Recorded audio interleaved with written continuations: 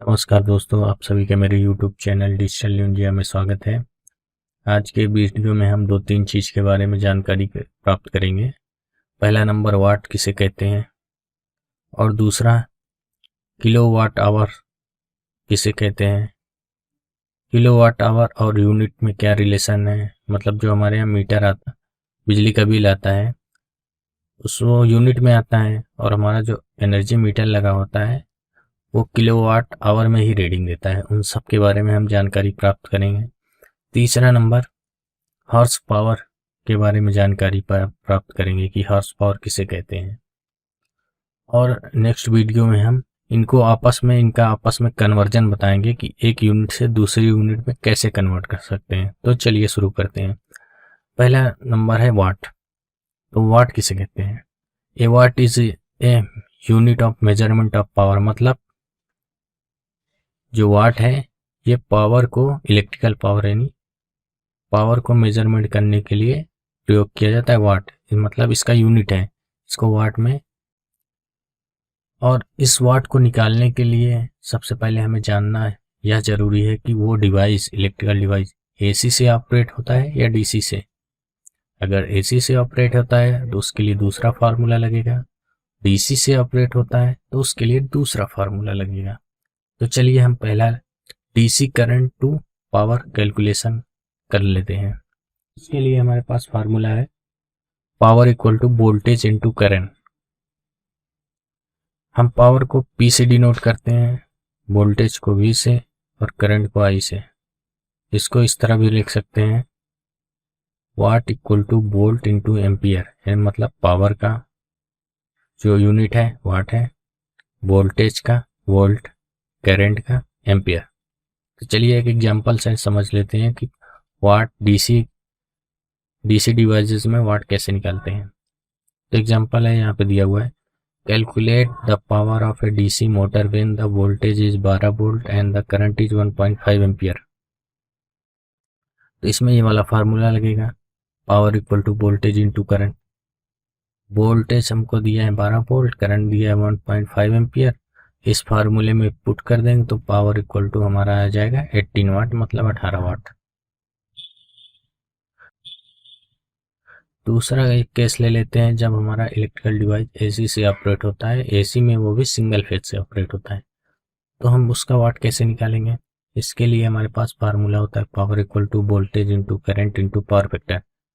देखिए डीसी में power factor नहीं होता, सिर्फ एसी में पावर फैक्टर होता है।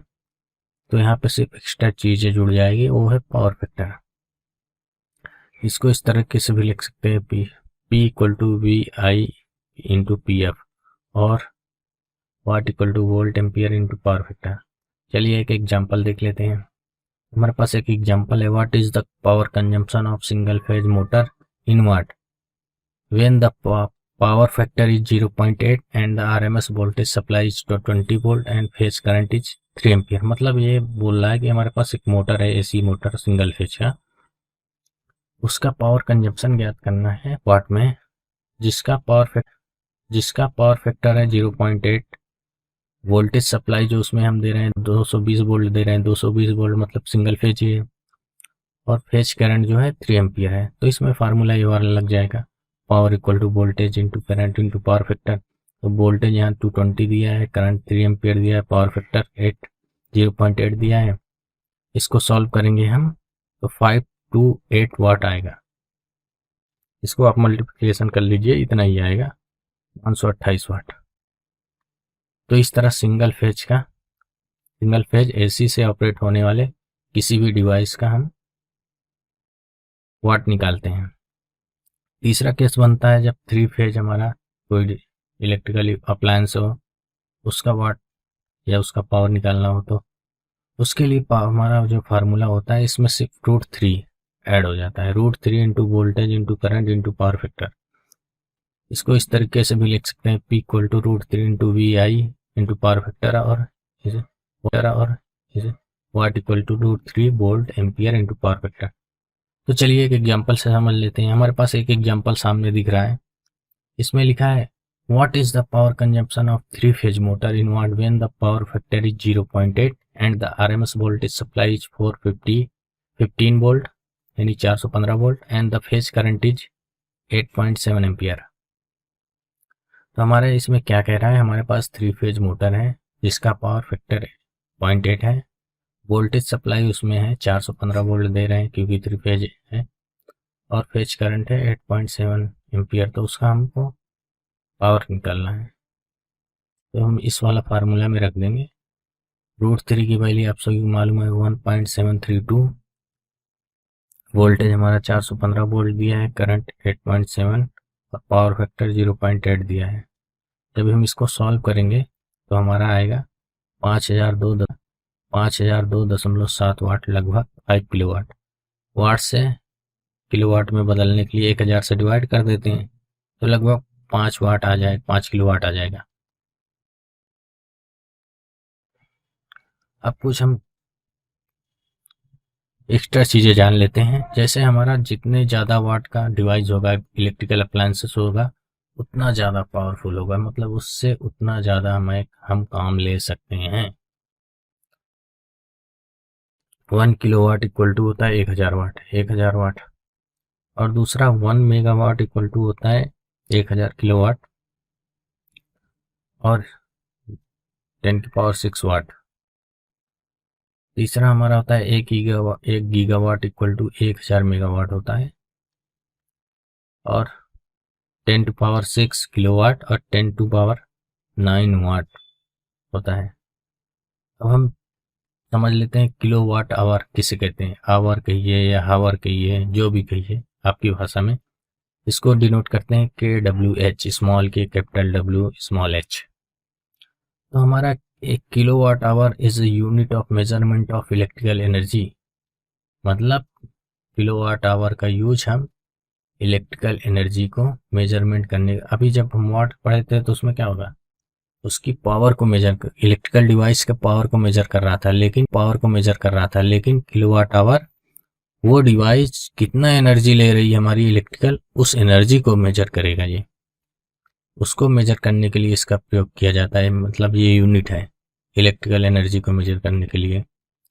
यानी मतलब हमारी इलेक्ट्रिकल डिवाइस कितना करंट कंजम्पशन कर रही, कितना यूनिट, उसको मेजर करने के लिए हम किलोवाट आवर का प्रयोग करते हैं। 1 kilowatt hour is the consumed by a 1 kilowatt और 1000 watt electrical appliance operating for 1 our.